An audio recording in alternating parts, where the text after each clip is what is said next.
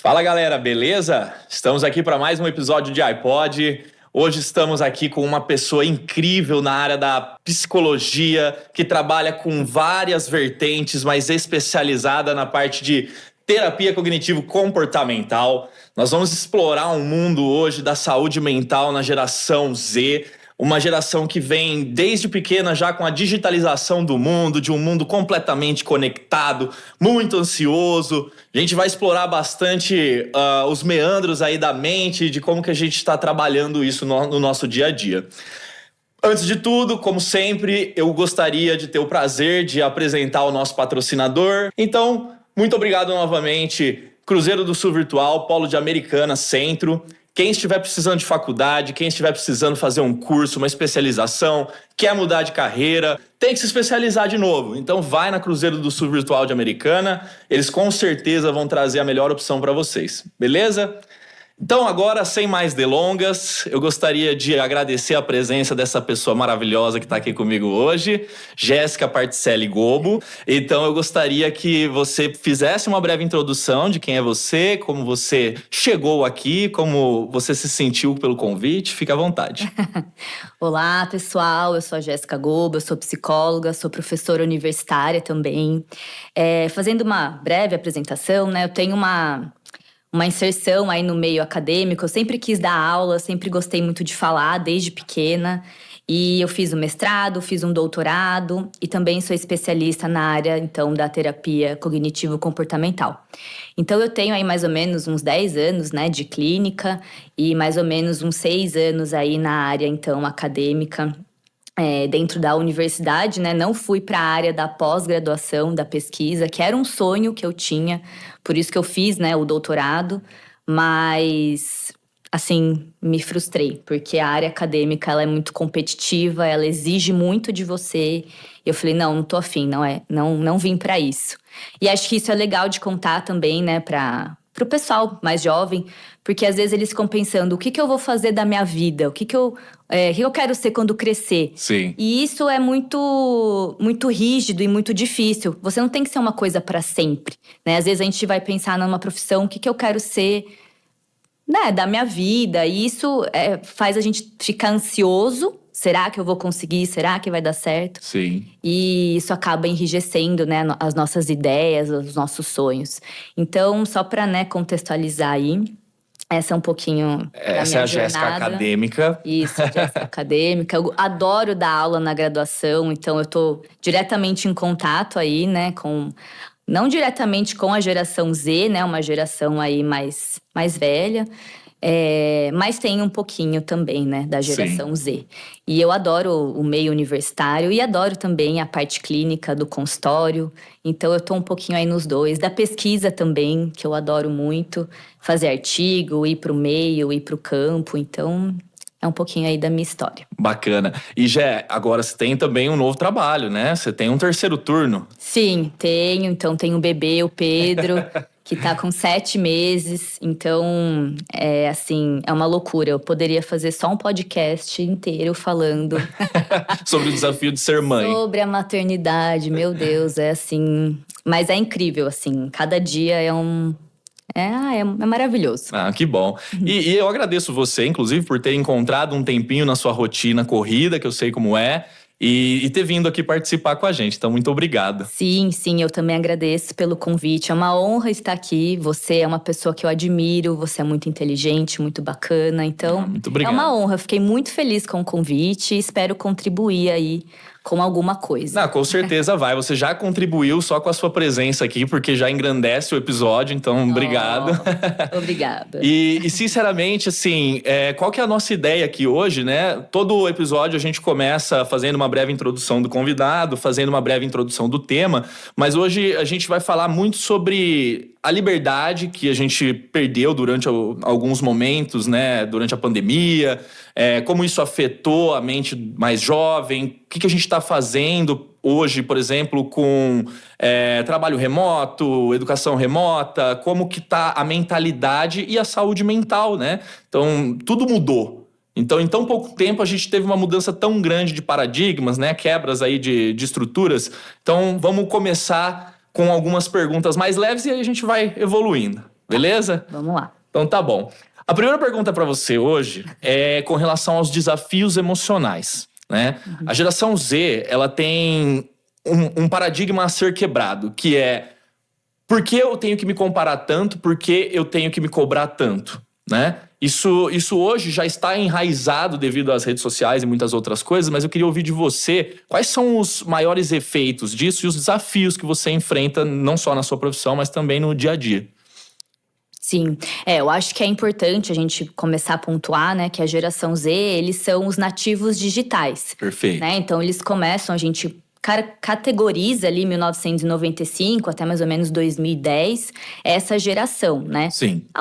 Tem umas diferenças de datas, mas sutis. Sim, né? sempre tem discussão nessa área. Só pra gente contextualizar, né? Sim. Eu e você, a gente teve um tempo sem internet, né? Graças a Deus. Era bom, né? E aí, era muito bom, né? A gente fez faculdade e não tinha WhatsApp. E não tinha Instagram, né? E isso começou a ser pontuado. Então, eu acho que essas dificuldades emocionais, elas nascem junto com a era digital, né? Então, o que acontece? Quando a gente tem na palma da nossa mão um celular que a gente consegue acessar o que a gente quiser, da onde a gente quiser, isso vira um problema, né? Sim. Então, na palma da minha mão eu consigo acessar uma pessoa que tá no Japão, que tá do outro lado do mundo, enfim, na Austrália, fazendo diversas coisas.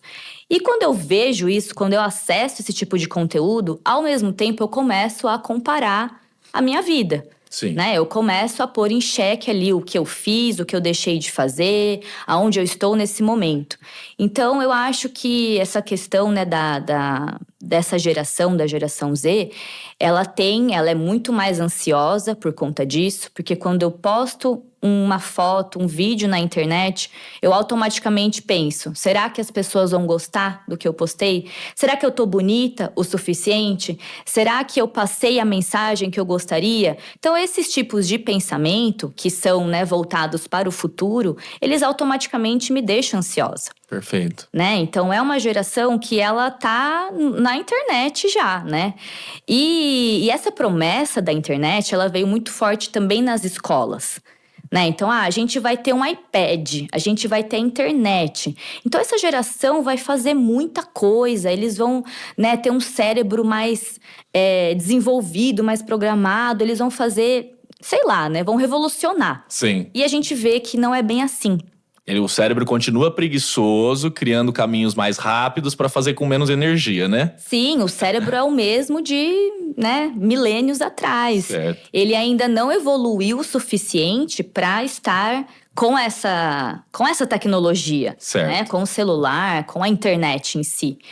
Então, automaticamente a gente faz esse link. Quando eu tenho a internet, as redes, né, TikTok, Instagram, WhatsApp, automaticamente eu tenho uma geração que é mais ansiosa, né, preocupada com a imagem, né? Eu vejo as adolescentes de hoje, eu falo: caramba! Não, eu também, eu fico impressionado, porque tanto, acho que o masculino quanto o feminino ali são absurdamente diferentes da nossa época, né? Muito, eu tava esses dias vendo as minhas fotos, eu adolescente, ai, que judiação.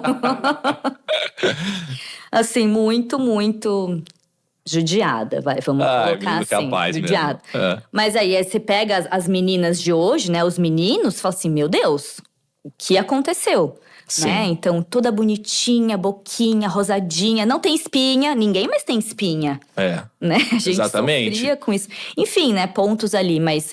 E dentro do consultório, né, essas adolescentes, meninos e meninas, têm alguns tipos de preocupação que nessa idade eu nunca imaginei, nunca tive, né, preocupação com a minha imagem, o que eu tô passando, eu sou bonita, o que eu vou ser, eu vou conseguir ganhar dinheiro, né? Então, adolescentes de 12 anos preocupadas com dinheiro. Sim, sabe o que me parece? Me parece que você, visualizando tantas pessoas no Instagram postando que alcançaram sonhos, as pessoas começaram a se perguntar muito cedo se eles já estão chegando próximos dos sonhos que eles adquiriram quando criança, ou até mesmo novos sonhos. Então você gera essa ansiedade por chegar em algum lugar, mas ninguém nem sabe que lugar é esse. Né? Então vira uma loucura. Sim, e muita ansiedade. Sim. Né? Então, assim, as pessoas olham o resultado, esses adolescentes, né? Então, eu quero estar ali. Olha a Jéssica onde ela tá. Sim. Eu quero chegar ali. Mas ninguém vê meu trajeto. Perfeito. Ninguém vê, né? Eu fiz 5 anos de graduação, 2 anos de mestrado, 2 anos de especialização e 4 anos de doutorado. Fora o que continua estudando, né? Fora outros cursos, enfim. Mas põe isso na balança. Mas hoje não. Hoje a galera quer fazer um cursinho… né, EAD na internet, porque agora também é isso. Exato. Né? Um curso no Instagram e começar a voar. Eu acho importante a gente contextualizar que a gente não tá criticando o EAD em específico, mas tem a ver, porque assim, uma coisa é você escolher fazer o EAD, porque eu mesmo me formei em filosofia EAD. E você fazer essa escolha, ela tem que ser consciente de que o esforço é teu. Então, assim, é lógico, hoje, né, com a multiplicidade brasileira aí de instituições que disponibilizam uma quantidade absurda de cursos aí, você pode fazer a escolha de pegar lá uma faculdade qualquer, né, que não é tão boa quanto a Cruzeiro do Sul Virtual aqui de Americana, né, do polo do centro. Sim, e uma ressalva na minha fala, porque eu não quis dizer uma faculdade, não, claro, né? Sim. Porque uma faculdade tem toda uma estrutura, né, um currículo por trás. Eu quis dizer mesmo esses cursos, tipo assim, oi galera, meu nome é fulano, eu tô vendendo um curso aqui de… Que o cara tirou literalmente da cabeça dele ali, sem estudo algum, né, sem embasamento científico. Você nem sabe quem é o cara. Exatamente. Né? Muitos deles mentem.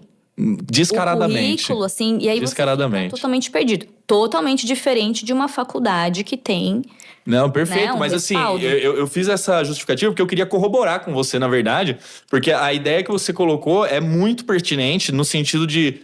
Pô, a galera tá querendo fazer o curso EAD não porque ela tá com escassez de tempo, que teoricamente seria um dos principais motivos. Ela tá querendo fazer o EAD porque é mais fácil. Isso. Porque eles acham que eles podem simplesmente deixar, sei lá, vou fazer só as provas e vou pegar o meu diploma, né? Então não é essa a ideia, não é esse o momento que você deveria estar olhando. Acho que o remoto veio para somar, só que tem que ter consciência do que você tá fazendo, né? Muito. Não, perfeito. E assim, Gé, a era digital, ela tá envolta em dopamina, né? E eu não sei se foi você, inclusive, que sugeriu um livro, eu tô tentando lembrar agora, que é Geração Dopamina. Geração Dopamina. Isso. Você tem alguma memória interessante sobre esse livro? Porque eu comprei já esse livro, ainda não tive a oportunidade de fazer uma leitura completa, eu acabei dando só uma olhadinha. Mas se você tiver alguma coisa, porque de fato, né, a busca por dopamina incessantemente tem sido algo aí também, né? Sim. Esse livro é interessante. Se eu não me engano, eu acho que é uma psiquiatra que escreve, né, o livro. E ela vai dando exemplos dos casos que ela tem no consultório, né? Fazendo esse link com a dopamina. Então, a dopamina é um neurotransmissor, né? Então… Só pra, né, desenhar quem sou eu pra falar do cérebro. Você é uma doutora em psicologia, né? Coloque-se no devido patamar. Não, mas só pra, né, assim, desenhar… A dopamina é um neurotransmissor, então todo comando que a gente tem no dia a dia, né, tem as sinapses, né, dos neurônios. Então, a gente precisa do neurotransmissor que é como se fosse uma chave. Certo. Então, essa chave, a gente precisa de uma fechadura. E a gente não sabe qual chave se encaixa nessa fechadura. Por isso que, né, vários antidepressivos, eles atuam. Então, serotonina, um neurotransmissor, a dopamina e assim por diante. Perfeito. Então, a gente precisa dessa dopamina, que é o principal neurotransmissor que vai gerar motivação. Então, você precisa dele para você meramente desempenhar as suas atividades diárias, né? E nesse livro, ela vai falar que hoje, simples coisas, né? Por exemplo, você… ver um Instagram, libera muita dopamina. Você ver vídeos do TikTok, libera muita dopamina. E ela vai comparando, né? Então, você comer chocolate libera X de dopamina, comparado, por exemplo, com o uso de droga, que libera, 1000 vezes mais. Sim. Né? E aí, sem esse neurotransmissor, a gente não consegue fazer as tarefas do dia. Por isso que, às vezes, as pessoas falam, mas eu não consigo. Eu sei que eu tenho que fazer, mas eu não consigo fazer, né? É a famosa falta de dopamina, a famosa falta de motivação. E hoje o que acontece? Até mesmo quando você vai sentar e estudar, você não consegue muito bem ter o foco, né? Por quê? Você vê um vídeo no Instagram que tem 15 segundos. Exato. E você acha que você entendeu o assunto. Quando você senta e lê um livro, você precisa de muito mais tempo e muito mais foco. Só que o seu cérebro, quando você já começa a ver os vídeos TikTok, Instagram, você tá reprogramando o teu cérebro a entender conteúdos nesse timing, né? Nesse tempo. Certo. Quando você vai ler um livro, você precisa de outra programação. E aí é por isso que as pessoas não conseguem hoje mais, é muito mais difícil você sentar, estudar, ler, passar horas estudando. Quem que hoje consegue sentar e estudar por horas a fio?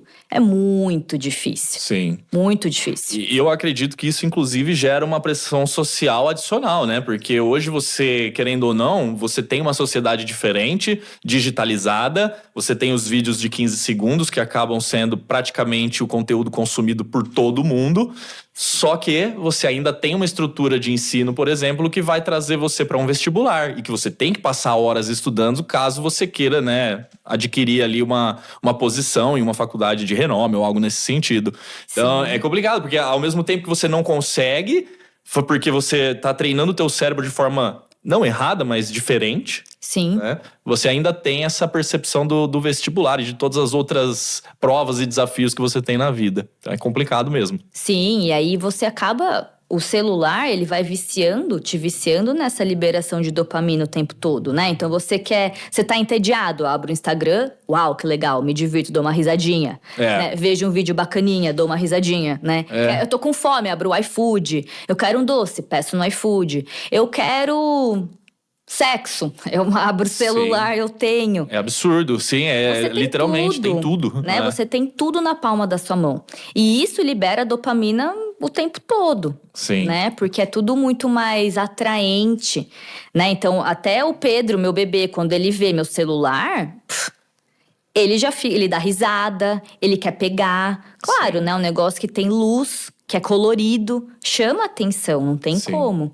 E não tem como fugir também, né? Existe também uma necessidade da gente compreender que o mundo tá digitalizado. A gente tem que também saber fazer um bom uso disso. Eu vi um conteúdo, inclusive, já que acho que era uma psicóloga, falando sobre desenhos de cores mais vibrantes versus desenhos de cores menos vibrantes e da quantidade de dopamina que cada um gerava no cérebro, né? Então, eles falam, você coloca aí, sei lá, uma galinha pintadinha, o moleque fica lá vidrado, né? Só que o problema é que depois você tira ele desse contexto e ele fica lá uma criança insuportável que chora, que reclama. Por quê? Porque o cérebro não recebe mais aquela quantidade de dopamina simplesmente fazendo nada. Né? Sim, exato. Então é bem interessante esse conteúdo aí que eu vi também no celular, tá vendo? Sim, a gente não tem como fugir disso. Não tem como. Né? Mas é isso, é uma hiperestimulação, né, de crianças e adolescentes o tempo todo. O tempo todo. Né? E isso gera aí, enfim, né? Tem aí uns prejuízos que a gente acha que vai falar mais pra frente, né? Mas muitos prejuízos. Não, então, vamos começar já a falar deles, porque eu acho que, assim, o título desse episódio, né, eu gerei ele através de inteligência artificial, né? Porque eu falei, bom, eu tenho a contextualização da Jéssica aqui, quem é ela. Eu falei, eu tenho um título, só que eu achei o meu título péssimo, veja só. Eu olhei e falei, nossa, gente, que título mais sem criatividade. Falei, deixa eu pedir ajuda pro meu amigo ChatGPT aqui, que ele vai me dar um help, né? E ficou legal. Geração Z, né? A gente tá falando aí de um guia pro futuro. A gente tá falando de um guia para ter saúde mental no futuro. Por que a gente tá falando disso hoje? Porque a gente tem notado uma escassez de saúde mental, não só nos jovens, mas majoritariamente nos jovens. E o que são essas deficiências que nós temos hoje, né? Depressão, ansiedade. Eu queria que você elucidasse um pouco mais, né? Quais são todas as possíveis áreas aí que podem ser afetadas e trabalhadas na mente não só jovem, mas talvez em geral, né? Sim. De todos os conteúdos que eu estudo, assim, eu até li um livro que chama A Fábrica de Cretinos Digitais.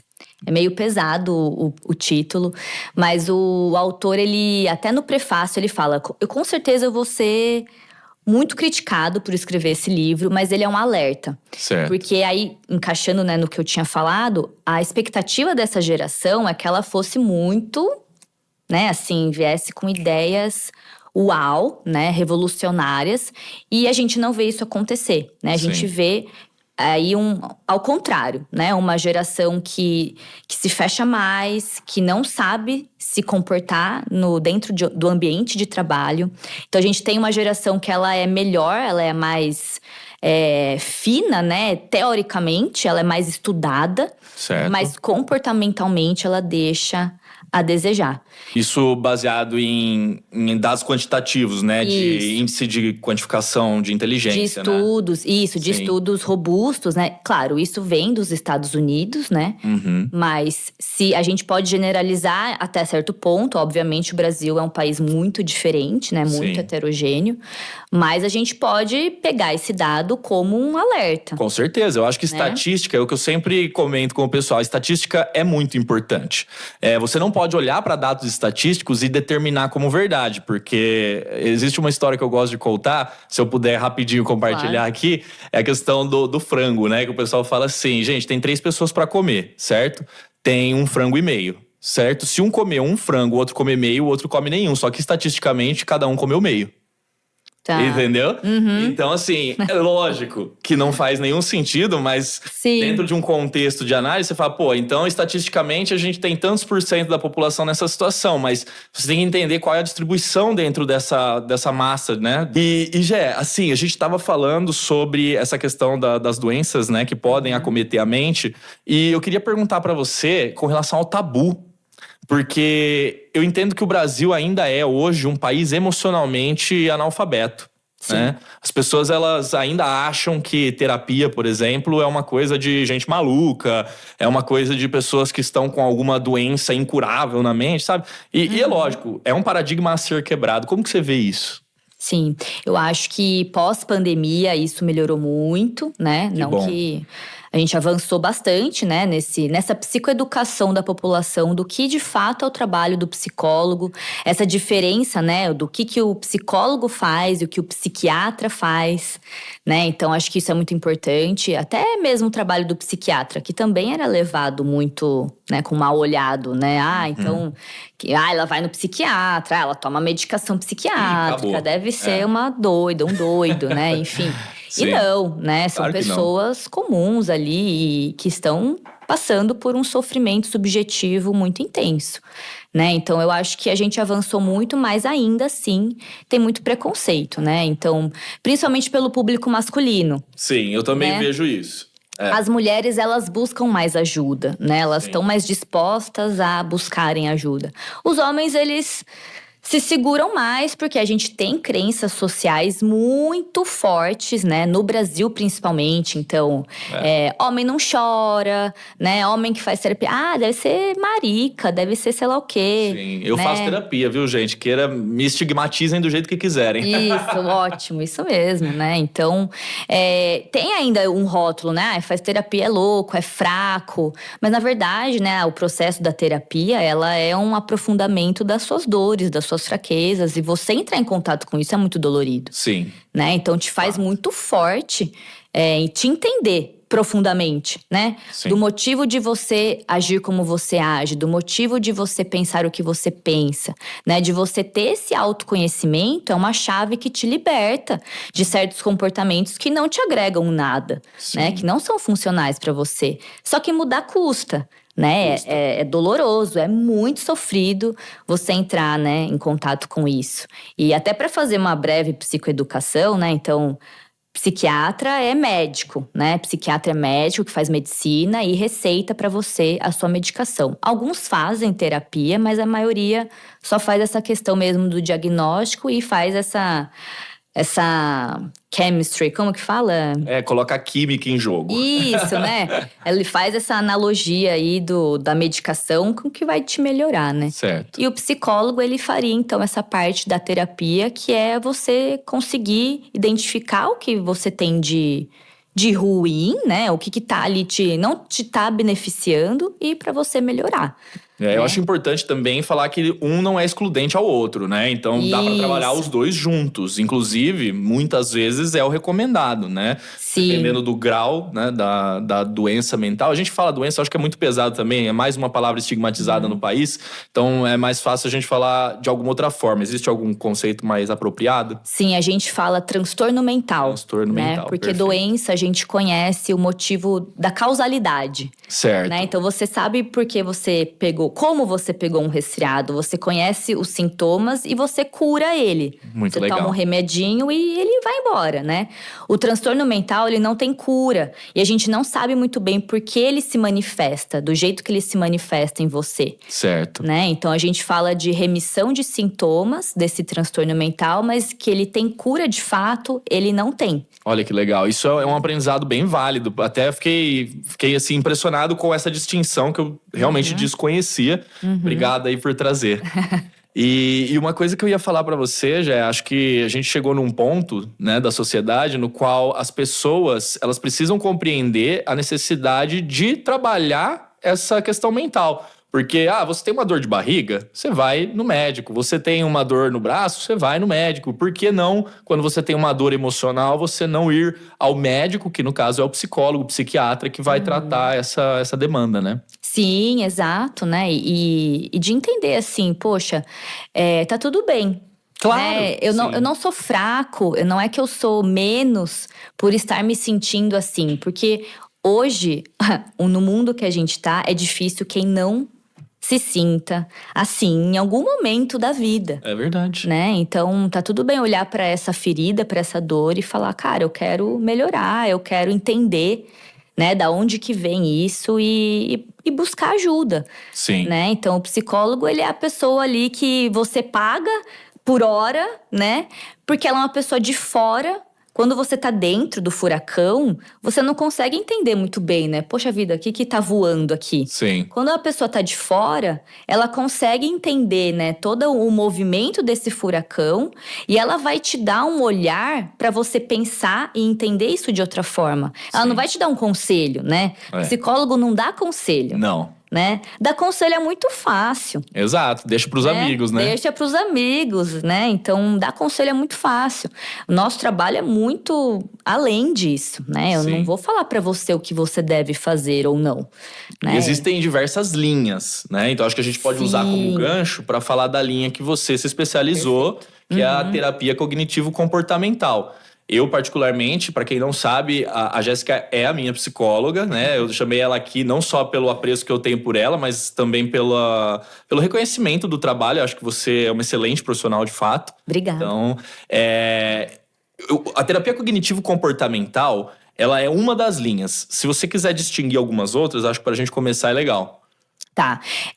Dentro da psicologia, a gente tem 3 principais escolas que a gente chama de abordagens, que é, então, a psicanálise, a comportamental, né, a cognitivo-comportamental e a humanista.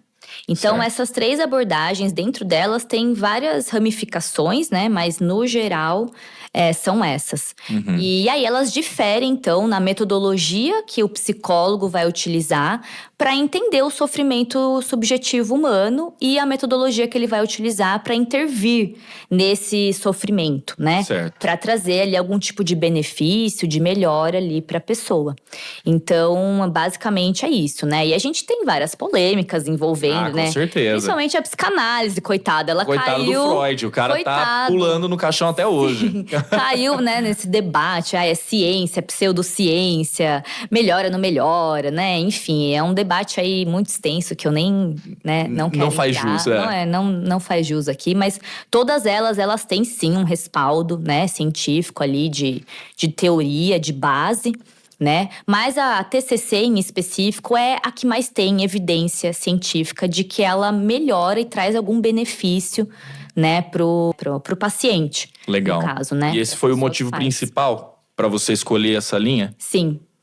Na graduação, eu gostava muito da psicanálise. Gosto até hoje, né? Leio os textos do Freud, que… eles são atuais até hoje, é incrível, né? Você vai ler O Mal-Estar da Civilização, O Futuro de uma Ilusão, é muito atual. Sim. Mas na prática clínica, eu, né? Isso é uma visão minha, eu não conseguia encaixar né? Dentro ali o setting terapêutico também da psicanálise, tudo é diferente. Sim. Então aí eu fui para TCC justamente por identificar mais com essa parte de intervenção, por realmente ter mais ali, né, assim, questões que eu pudesse ajudar de fato a pessoa aí no seu sofrimento, enfim. Foi por isso a minha escolha. Muito legal. E dentro do contexto da terapia cognitivo-comportamental, eu vou falar TCC, tá, gente? Isso, porque facilita, que senão daqui a pouco eu vou começar a enrolar a língua. Mas dentro do TCC, a gente tem algumas abordagens para gerir as emoções de forma que você possa lidar melhor, não só com mudança, mas também com a transposição do que você tem dentro de você, né? Da emoção que te bloqueia em alguns momentos.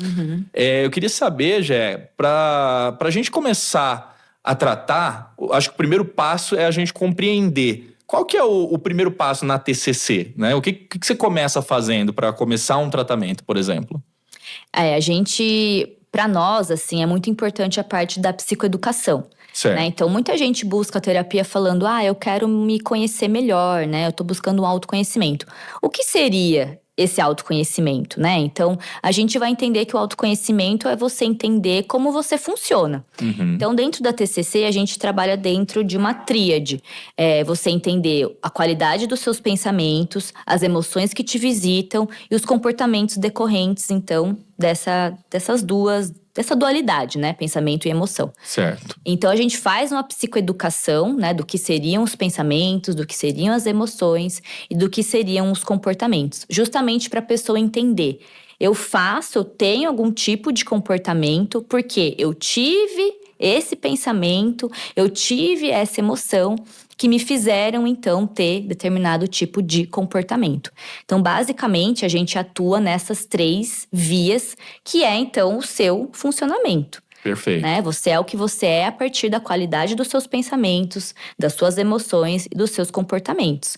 Né? E até fazendo um link que você tinha falado, que a gente é meio analfabeto emocional, né? Então, como eu estava falando, isso vem de uma educação social, né? E isso vem lá desde a nossa infância, né? E é muito, muito maluco, assim, a gente pensar, né? Assim, a criancinha chorando, a mãe, o tio fala… Não é por mal, né? Sim. Menina bonita não chora, engole o choro, né? Menino, que feio menino chorar, homem não chora. É esse tipo de fala dos adultos que faz com que a criança comece, então, a esconder, né, as emoções. Ela esconde, até a própria birra. Né? Quando a criança faz birra no supermercado, se joga no chão, com certeza você já viu alguma cena desse tipo. Sim. Né?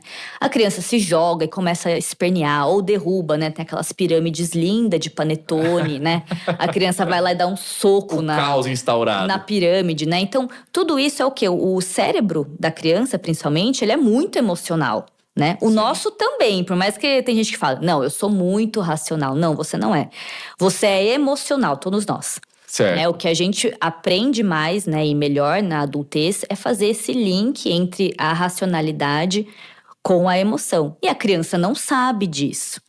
Né? Então, se a gente não ensina desde criança a criança expressar a emoção dela, ela começa a esconder.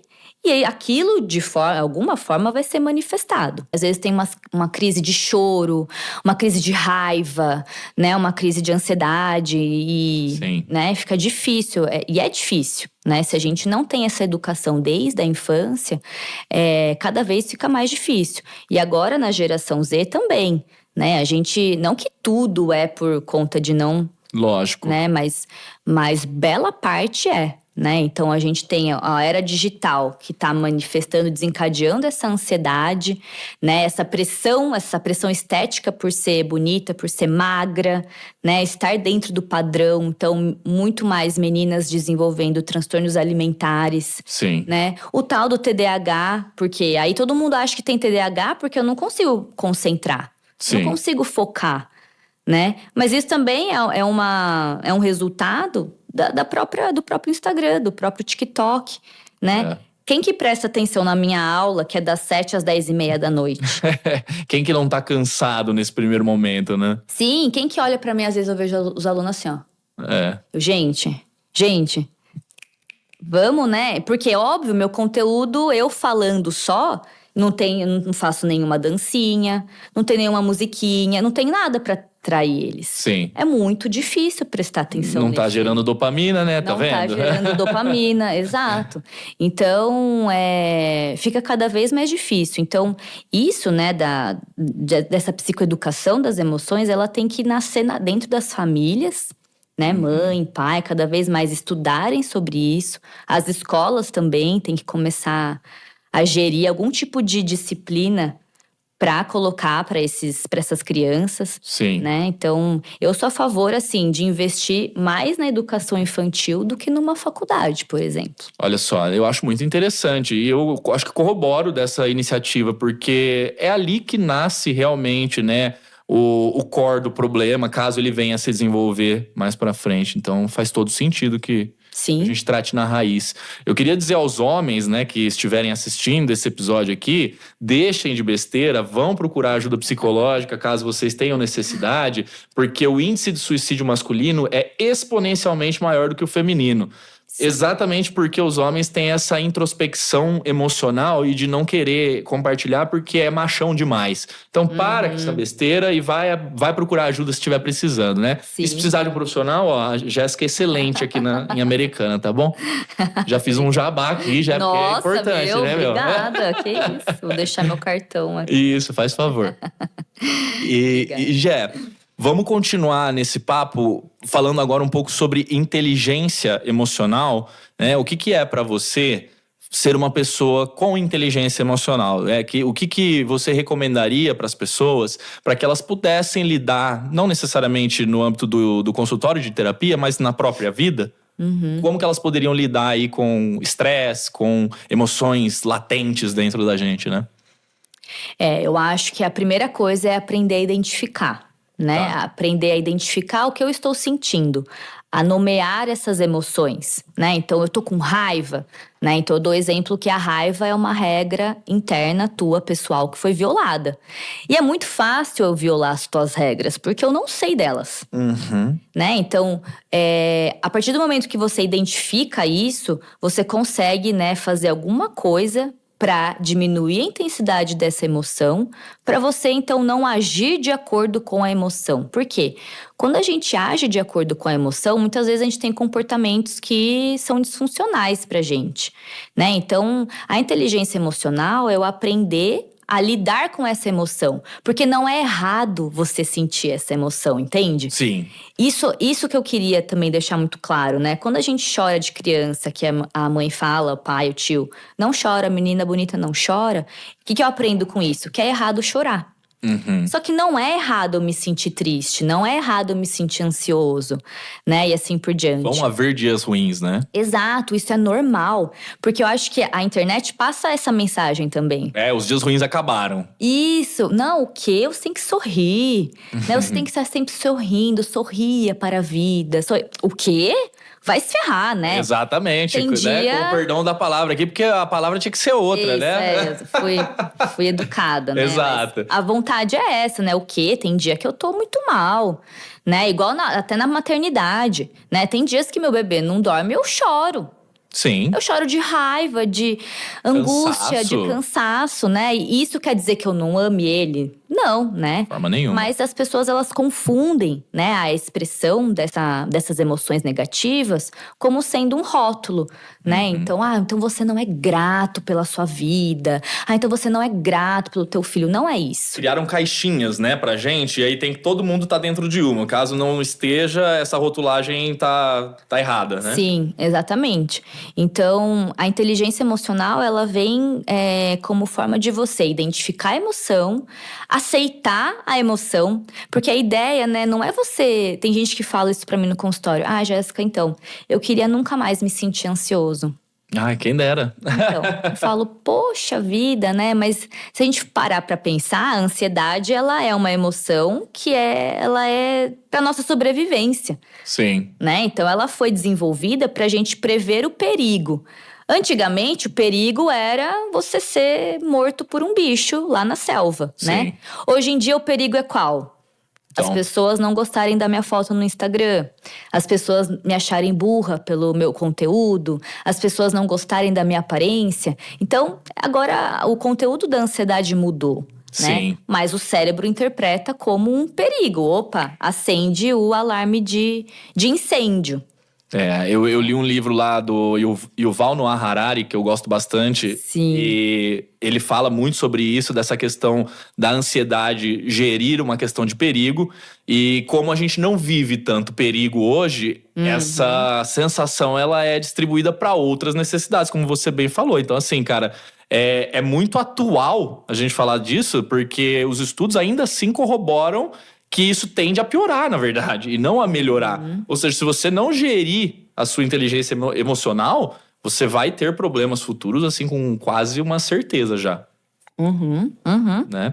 Com certeza. E já, assim, dentro do contexto consultório, as pessoas que estão indo te procurar hoje, elas têm trazido para você uma preocupação só com o futuro ou o passado também tem impactado muito? Então, porque existe um clichê, que eu não sei o quanto você gosta dele ou não, mas o clichê de que ansiedade é excesso de futuro e depressão é excesso de passado. Eu não sei se você gosta ou não, mas essas duas áreas são as majoritárias, acredito, né, no tratamento que você aplica. Sim, sim. Como a ansiedade e a depressão, né, a tristeza, elas estão presentes em todos os transtornos mentais, né? Porque elas são decorrentes do nosso humor. E não é porque você tá ansioso ou triste que você tem esses transtornos, por exemplo, né? Certo. Mas eu acho que mesmo o ansioso, ele sempre vai fazer um link com o passado. Então as pessoas, elas acabam fazendo isso de forma automática, né? Então, eu sou assim porque lá atrás a minha mãe ou meu pai, a minha infância. Então, a gente quer achar um culpado. A gente quer achar um porquê. Sim. E quando a gente fala de sofrimento e tristeza ou ansiedade, não existe muito um porquê. São vários. Entendi. Né? Então, são vários. Mas hoje, de ordem, a que predomina é a ansiedade. Entendi. Eu vou fazer um programa semanal com a Jéssica, gente, pra ela poder vir aqui. Não, é o cara fingindo que é programa pra poder ter terapia de graça. Sim. Aqui, ó, tá vendo? Pode me pagar, viu, Gustavo? Não, hoje a gente acerta. E muito obrigado por trazer esse tipo de informação pra gente, porque eu acho que é muito válido a gente ter uma compreensão mais ampla do que a gente tá vivendo. E, assim, o Guia de Sobrevivência pra Geração Z, ele vai incluir também você falar dessa questão da comparação, né? A gente já mencionou algumas vezes, mas eu queria entender o porquê, se existe, né, algum estudo que traga alguma corroboração, alguma aprovação desse tipo de problema que a gente tem tido, de por que as pessoas estão se comparando tanto. Você tem alguma ideia, teoria, né? Não precisa ser nada científico, mas uma questão sua mesmo. Assim, eu acho que é por essa exposição. Redes sociais. Então, redes sociais, exato. E até trazendo um exemplo meu. Eu seguia uma blogueira aí, né, fitness e tal. Nossa, achava ela super legal, né? Acordava às 5 da manhã, ia na academia, tomava o seu super coffee, né? Tudo, nossa, o que legal. Mundo perfeito. Mundo perfeito, inspiração, né? Tal, bacana. Aí ela ficou grávida. Eu não vou mencionar o nome dela, mas muita gente vai saber quem é. E aí ela ficou grávida também e tal, teve bebê mais ou menos, assim, eu tive antes, né? Foi mais ou menos, acho que quando o Pedro tava com uns 4 meses, a bebê dela nasceu. E aí ela, né, expunha tudo da rotina. Aí eu começava a ver e falava… Meu Deus, olha como ela é organizada. E eu não fiz nada disso, como eu sou péssima. Meu Deus, ela já tá indo na academia. Meu bebê tá com 4 meses e eu não fui na academia ainda. Não consegui um tempo pra ir na academia. Certo. Meu Deus, ela já tá indo fazer mão e eu tô horrorosa. Eu tô com o cabelo podre, a unha podre. Então, assim, é uma comparação, né, fútil, mas que vem pra nós mulheres, principalmente. Sim. Eu não tenho tempo nem de… Desculpa a expressão, gente, mas ir no banheiro direito. Não, pode entendeu? falar, fica à vontade. Aí fazer o número 2 não dá, entendeu? Você fica preocupada, aí você tá tomando banho, o bebê chora, enfim. E aí você se compara o tempo todo. Nossa, olha como ela tá bonita, ela tá dando conta de tudo e eu não. Ela tá fazendo isso, tá fazendo aquilo. Então, eu acho que isso vem da mera exposição. E a gente esquece que essas pessoas, às vezes, têm uma rede de apoio muito maior que a nossa, Sim, né? sim. Tem uma situação financeira, às vezes, que disponibiliza uma possibilidade de ter uma babá 24 horas. Sim. Então não adianta você querer se comparar, Sim. você vai sempre bater no muro da frustração. Isso aí não tem como. E Gé, você como professora, né, professora acadêmica da Unisal aqui em Americana, né, acho legal a gente falar onde você dá aula também, caso alguém queira, né, se aventurar nas áreas da psicologia aí. Sim. Mas assim, no contexto da faculdade, da aula, do acadêmico, o que você diria para os professores hoje que precisam passar conhecimento de forma eficiente, mas que estão esbarrando também nessa questão das pessoas desinteressadas, da falta de dopamina, do cansaço, né? Porque você tem muita gente que trabalha de dia e estuda à noite, já chega ali no momento do aprendizado com um déficit de cognição por cansaço mesmo, né? Sim, sim. Então, isso é a pergunta de milhões. Porque os professores estão cansados. E Também, assim, né? eu vejo da faculdade, imagino de escolas, né, do ensino fundamental, ensino infantil, né? Porque tá muito difícil. Tá muito difícil prender a atenção, tá muito difícil transmitir o conteúdo que você precisa e quer transmitir. Então, assim, eu não sei de verdade, porque até teve um dia que eu falei, eu acho que tá tendo algum problema, alguma divergência na minha comunicação. Porque os alunos não estão entendendo o que eu tô falando, né? Então, eu dei uma prova que a sala, praticamente todo mundo foi muito mal. E aí eu comecei, me questionar. Pode ser que eles não tenham estudado, mas alguma coisa tá errada. Sim. Alguma coisa tá errada. Então, a forma que eu dou aula é slide, a maioria dos professores, né? Então, será que é isso? Eu tenho que fazer slide mais atrativo? Eu não sei, de verdade mesmo, assim, de responder essa pergunta. Porque é uma pergunta que eu me faço todos os dias. Entendi. Como que eu posso transformar o meu conteúdo para ele se tornar mais atraente, para esses jovens consumirem ele de fato, né? Para eles aprenderem ele de fato. É uma pergunta bem pertinente. Inclusive, eu sigo uma mulher muito, muito bacana também, que é a Ana Tomazelli. Ela recentemente criou um MBA, se eu não me engano, né? Posso estar falando besteira aqui, mas é um curso de pós-graduação, acredito eu. E ela fala sobre a crise de interesse nas empresas, por exemplo, né? Porque muitas vezes o cara fala assim, não, porque a gente manda comunicação e ninguém lê a comunicação, ninguém sabe do que está acontecendo. Mas quando manda uma comunicação de festa, todo mundo vai. Ninguém perde. Ou seja, se o cara tá lendo a comunicação da festa, ele tá lendo a outra comunicação. O que você tem na sua empresa, na verdade, é uma crise de interesse. Isso são falas dela, tá? Então eu não quero roubar a fala de ninguém. Eu estou parafraseando ela. Porque eu achei muito interessante. E o que você vive hoje talvez também seja uma crise de interesse que a gente vai precisar explorar de alguma forma, junto com a geração Z, para entender. E aí, cara, o que vocês querem? Né? Como que a gente vai suprir essa demanda de vocês para que as aulas, ou não só as aulas, mas todo o conteúdo que vocês absorvem seja feito de forma mais interessante, né? Sim. Porque eu lembro dos meus professores, eu vou, né, trazer um pouco do meu histórico aqui. Eu nunca fui um grande aluno no sentido de prestar atenção.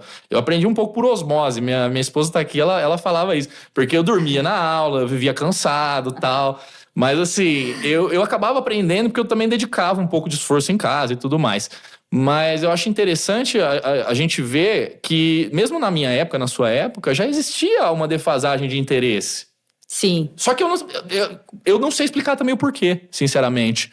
Eu só não me interessava. Então, acho que nós vamos ficar sem resposta nesse ponto aí. Sim. Você vai dar aula, eles vão lá, e aí quem quiser que... Quem souber, me fala, assim. Porque até já perguntei pra eles, eu falo, como que vocês acham que eu poderia transmitir? Porque eu sei que a galera estuda por slide, né? Certo. Os meus textos ninguém lê.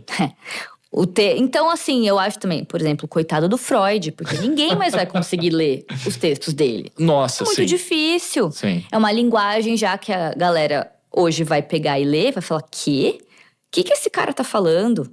Não dá pra entender. Porque você tem que ler umas 5 vezes mesmo pra você entender um pouquinho da ideia que ele queria transmitir.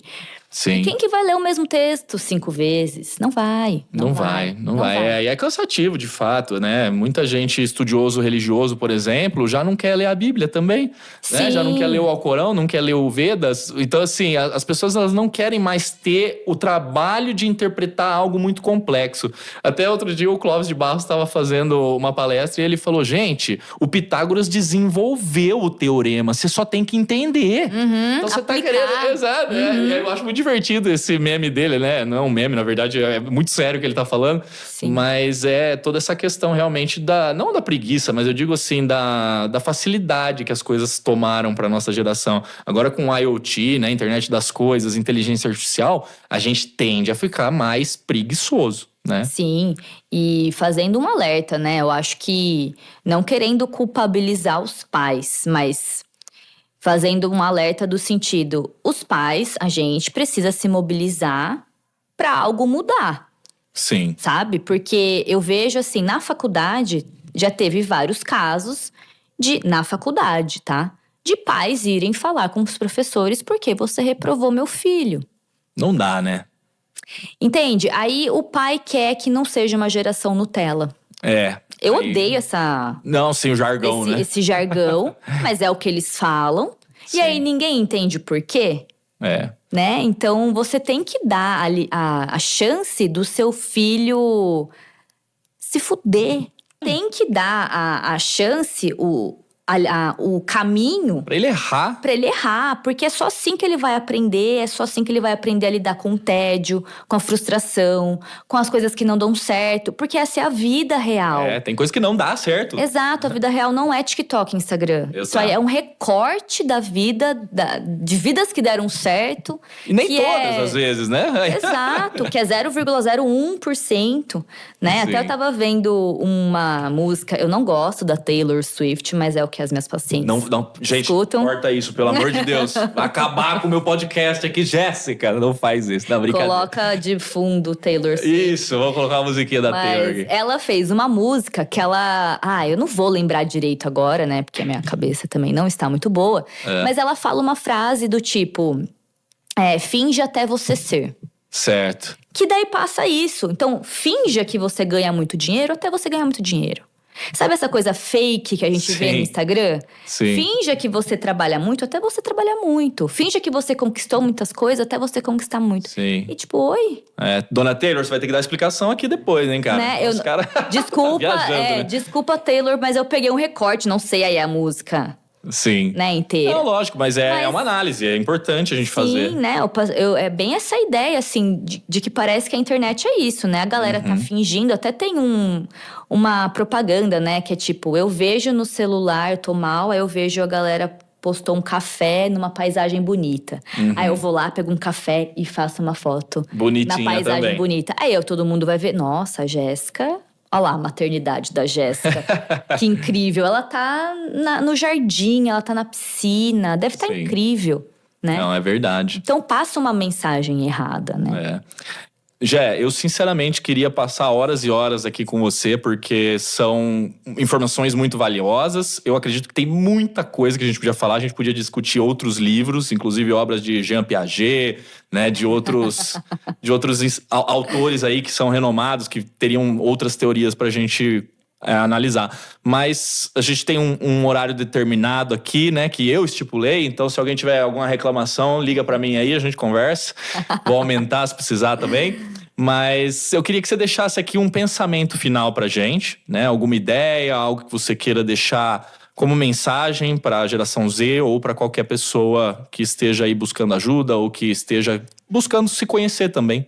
Sim, eu acho que esse podcast é importante, principalmente para pais, né, que tem aí um adolescente em casa dessa geração. Certo. E não também, né, essa geração acho que ela tem muito a contribuir. São pessoas, adolescentes extremamente amorosos, carinhosos, que têm outro olhar, né, pro diferente. Então a gente também não pode deixar, né, de falar dos pontos positivos. Então é uma geração que veio muito mais cuidadosa, mais aberta a receber o novo, aceitar o novo. Então tem também os seus benefícios, né? Mas eu acho que o meu alerta vai no sentido da gente tomar cuidado com rede social, né? Agora nos Estados Unidos querem banir o TikTok. Sim. Então eu acho que eu, como, né, recente mãe, eu vou deixar o meu filho sem celular mesmo. Ele não vai usar celular, não vai ter rede, vou ser a chata, vou mesmo. Então, porque eu até li um livro que o cara fala assim, compara a internet, a rede social, como se fosse uma experiência para o seu filho ir para Marte. Certo. Você não sabe o que tem em Marte. Você não sabe o que vai acontecer quando ele voltar de Marte. Você não sabe como vai ser a experiência dele em Marte. Você não sabe o que ele vai ver em Marte. Você deixaria o seu filho ir para Marte? Entendi. Uma boa analogia. E aí, quando eu li aquilo, eu falei, óbvio que não. Né? Então, assim, mas todo mundo tem celular. Então, acho que os pais, eles têm que, sabe, se unir nesse sentido. Limitar, sim, a rede. Porque a rede, a gente já tá vendo que tá causando muita coisa ruim. Tem muitos pontos positivos, mas… Lógico. Mas tem, né? Nessas redes tem muita coisa ruim mesmo. Então, esse é o alerta aí. Acho que pais, professores, né? Acho que a gente tem que voltar as crianças pra terra.